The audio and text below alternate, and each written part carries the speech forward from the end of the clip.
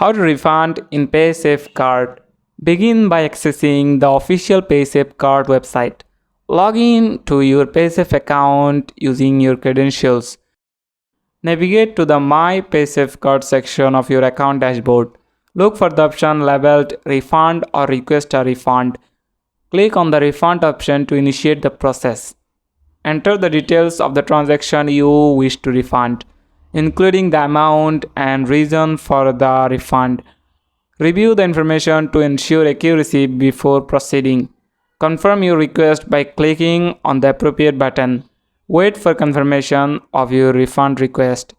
Once confirmed, the refund amount will typically be credited back to your Paysafe account balance. You may then choose to withdraw the funds to your bank account or use them for future transactions. That's it. Thanks for watching the video.